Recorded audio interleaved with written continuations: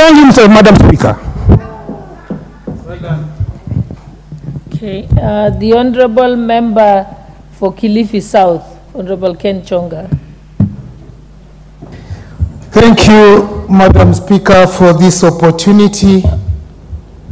I stand to express the feelings and the wishes of many Kenyans as far as this speech is concerned. And Madam Speaker, let me take a cue from Honorable Zamzam when she said that when we debate some of these speeches, we need to understand that we are here for the interest of the Kenyans. And honestly, the way we present our debates will impress on Kenyans on what they feel about it. When we stand in front of this chamber and we debate out of our thorax and mouth the way Honorable Mohamed Ali was doing, honestly, it creates no value. We come here to debate issues. We are not here at war. Madam Speaker, let me say that the speech of the President, to many, it was a very, very big disappointment. It was a disappointment because let us first of all take cue of when, during the time when we were campaigning, the promises that the Mwananchi was promised by this government. It was the expectation of every mamamboga, every boda, every hustler that life was going to be better than the way it is today. And if there's anything that Mwananchi expected, that is what he wanted to read and understand from the speech of the President. Madam Speaker, let me tell you where the rain started beating us.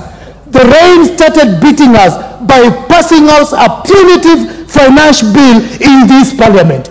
We talked about it, we discussed it, we could see the weaknesses of some of the elements that were in that bill, but there was nobody to hear because the numbers were less.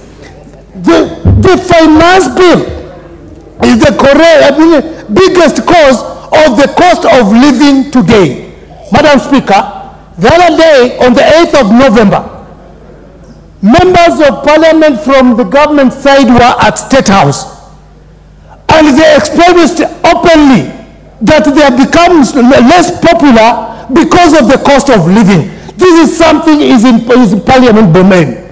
And I think the President, what he said was, you do not need to be popular. Indeed, if they feel they're unpopular, and they feeling what the Mwananchi is feeling on the ground. Madam Speaker, I was keenly listening to the leader of majority here and his deputy, and the kind of lies that they were making to Kenyans. One of the causes why the cost of living is not going to go up any soon is the cost of fuel in this country. Madam Speaker, you and me know very well that Kenya went into an arrangement of government to government with the government of Saudi Arabia. Look at the players in this arrangement, first of all. If there is nothing that I can call a scam, this is the biggest scam, Madam Speaker. They are telling us that the cost of fuel is going up because of the war in Ukraine and the Hamas. How come the cost of fuel is going down in Tanzania, in Rwanda, in Uganda? What explanation can the President make out of that? It is in public domain that the companies who were given the tender to be bringing fuel tied their hands in such a manner that when the cost of fuel is going down, they cannot negotiate these terms. And you know very well, for as long as the cost of fuel will remain high, everything in Kenya will remain high. Madam Speaker. What's your point of order, Honorable KJ?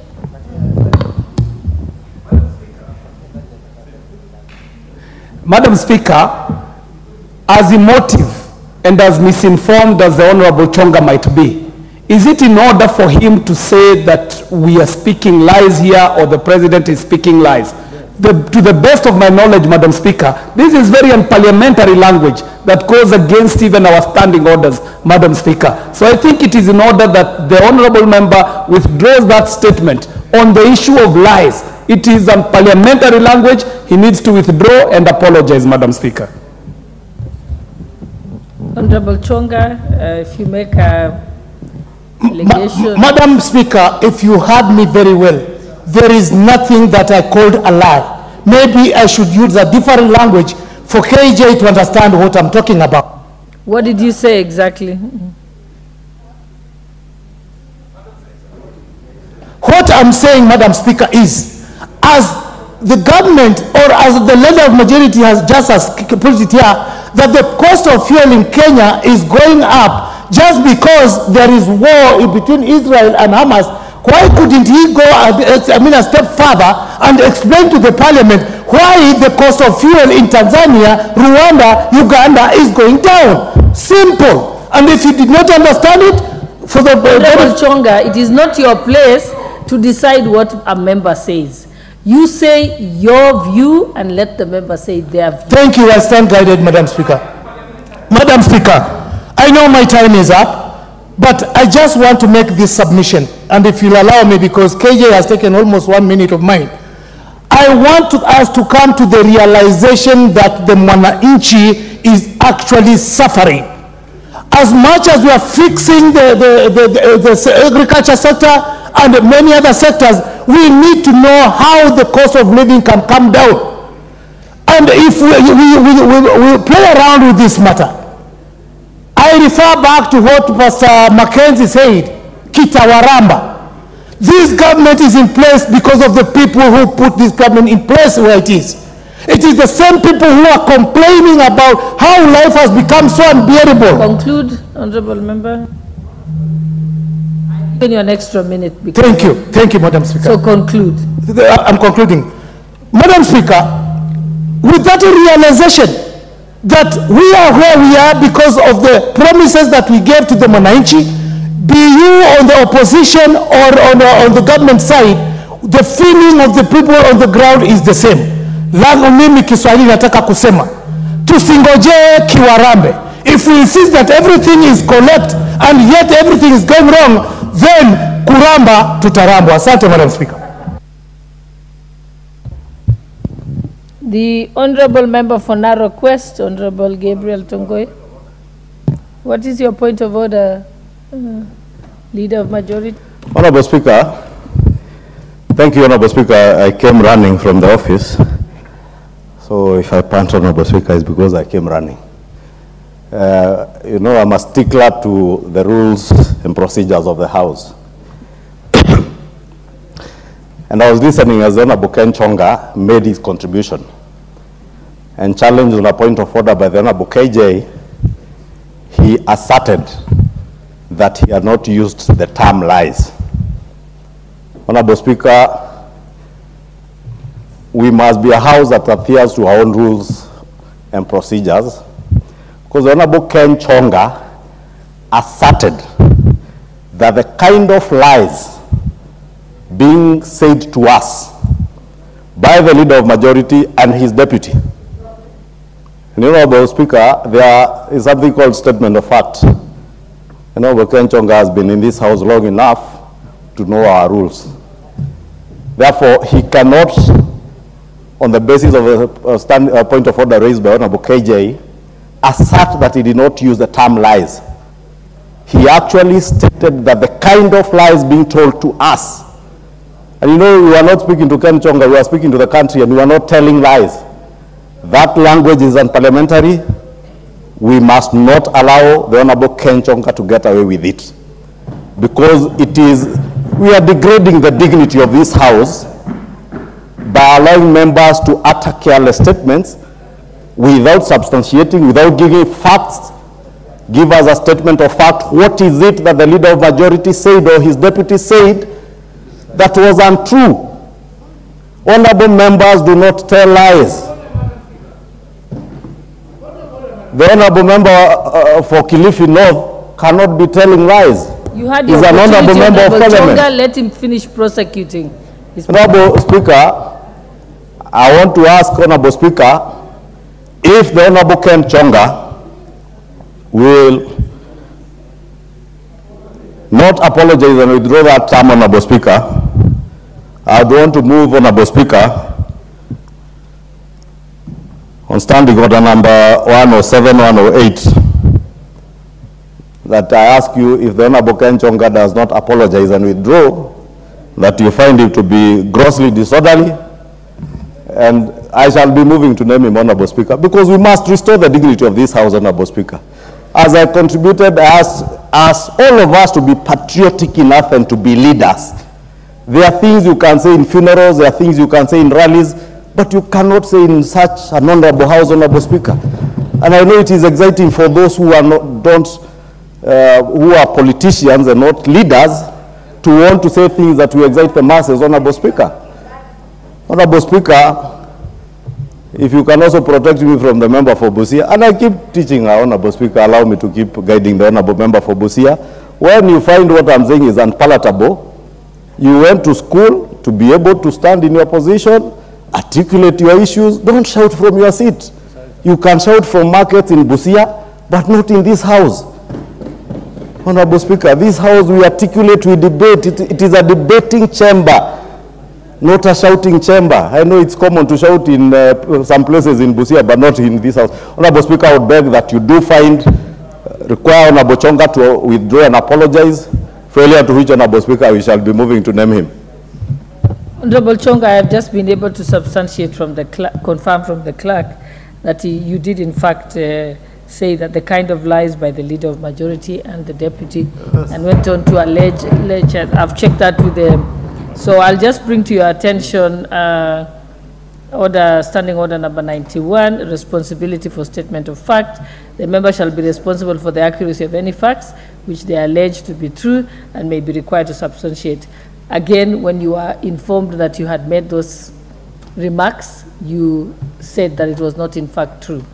And now it's been confirmed by the Hansard that it was. And then, and if you do not convince me, then I will move to Standing Order number 107 and finding you liable for disorderly conduct. I'll give you a minute to respond to that. Madam Speaker, I regret to say that I think I was not understood well. The statement that was made by the leader of majority and his deputy is that by virtue of the war in Israel and the Hamas, the prices... Chonga, I was giving you an opportunity either to apologize, withdraw the remarks, then you can proceed. But you're making it worse by restating again. Are you disputing what is on the Hansard? Yes or no, Honorable Chonga? I cannot dispute what is on the Hansard, okay. But I'll stand by my word. Chonga, then we will let you sit down. You can leave the House and confirm and then come back. Okay, Madam Speaker. And then we can decide your fate in another 10 minutes when you have confirmed. Proceed. No, you are disorderly. Honorable Chonga, I have not given you the mic. Hold on. Honorable Chonga, would you like... Honorable Chonga. Honorable Chonga. Honorable Chonga, you did not have the mic and you proceeded to speak. Then you will just be held that you keep away from the House for the next 2 sittings. Let us proceed. The Honorable... I think it was member for Nakuru. It was the Honorable member for Narok West. Yes. Thank you, Madam Speaker.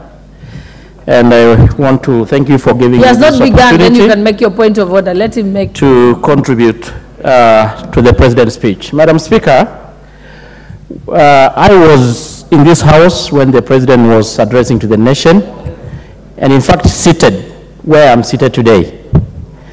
And I had the opportunity of not just be listening to him, but even looking and reading his body language. And I was so convinced that the President really was aspiring hope to Kenyans.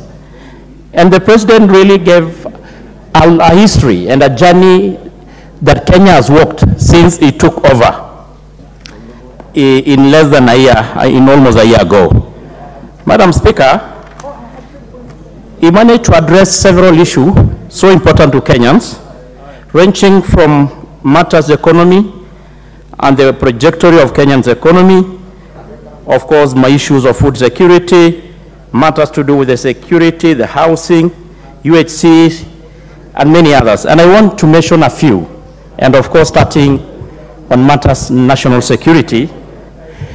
And the president started by outlining what he committed to Kenyans, and that giving the national police the financial autonomy to enable them to execute their mandate in serving Kenyans and ensuring that Kenya is safe. And the president lived true to his promise to Kenyans that in presidential executive number 1, the president gave the police the financial autonomy, and I can confirm that as the chair of that committee, Madam Speaker. It is true that Kenya, we have been having security challenges ranging from cattle rustling, the terrorism, especially the issue of boundary in North Rift and Northeastern and actually some part of the country. And our very disciplined and committed and very competent security forces has continuously been executing their mandate to ensure that Kenya is safe.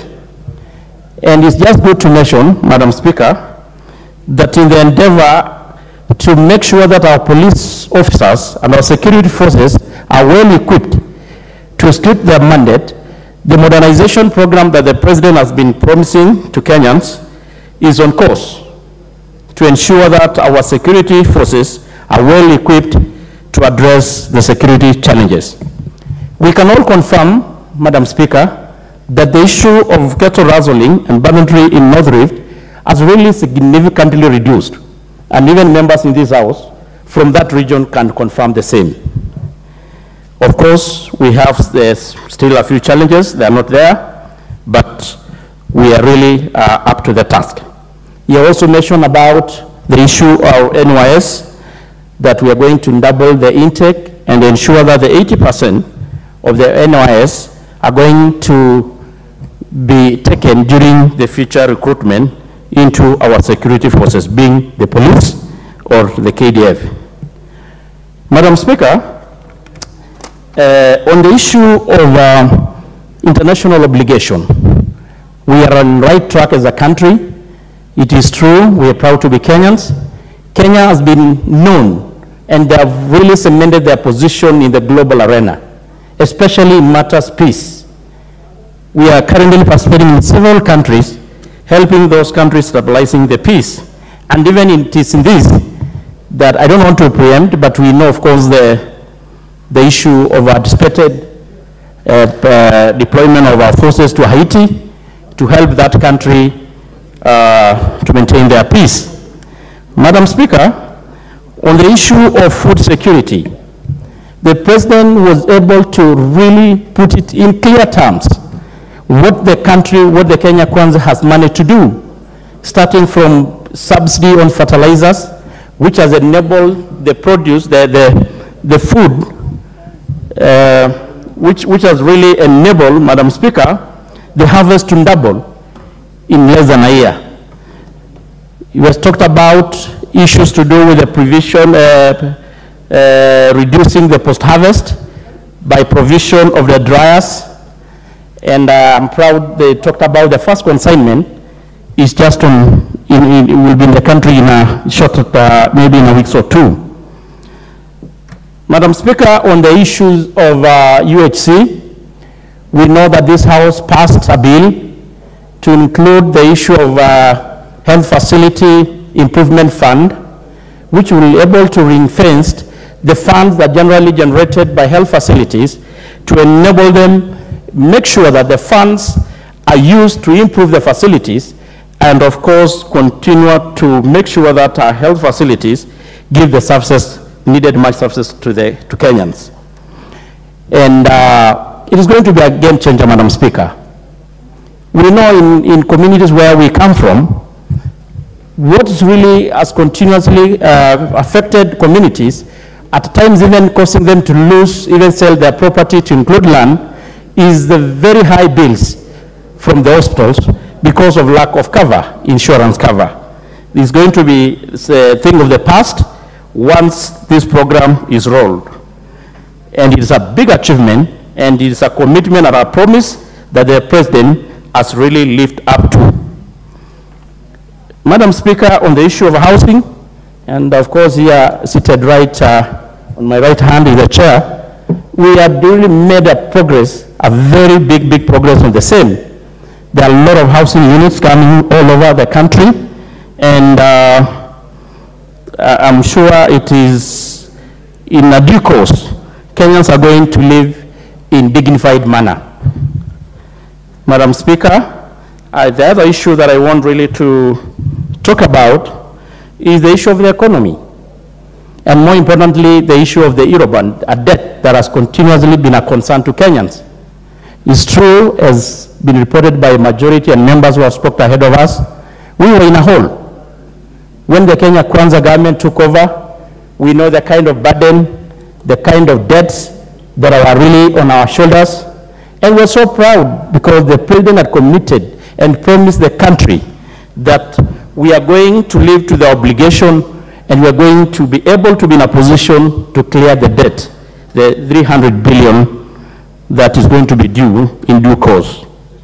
And it's something that, of course, it has been a concern to the country. And of course, we know the challenges that are there, including, of course, the issue of the fluctuation of the shilling against the dollar, the major currencies. We know, of course, the issue members have been talking about, the cost of living, the issue of the cost of petroleum product. But, Madam Speaker, it's good to note, and members should be very honest, it's an issue that is beyond Kenya as a country. It's a global challenge, it's a global problem. But the president is doing his best, the Kenya Kwanza government is doing their best to cushion Kenyans. Subsidy is never, Madam Speaker, a solution to it. And I think the president made it very clear. The right thing to do is to do subsidy to the production, not consumption. And that is exactly what they're doing. Where the government to government, Madam Speaker, is a mechanism and a means of trying to lower the cost of petroleum product. And if the president did not take the intervention, I'm sure we could be talking of a different story now. Madam Speaker, of importance, also the president talked about our continuous role to honor our international obligation as a country, and he went further to illustrate the several international security missions that Kenya forces are undertaking currently and even in the past. And it's something we are proud as Kenyan to, Madam Speaker, to mention that as a country, we are continuously making Kenya proud. So, Madam Speaker, to me, I think the president was able really to, not really mincing his own word, he shared a picture of a promising future. He managed to share a picture of a right trajectory, a country which is on the right path to prosperity. The challenges are going to be there, but we will surmount, Madam Speaker.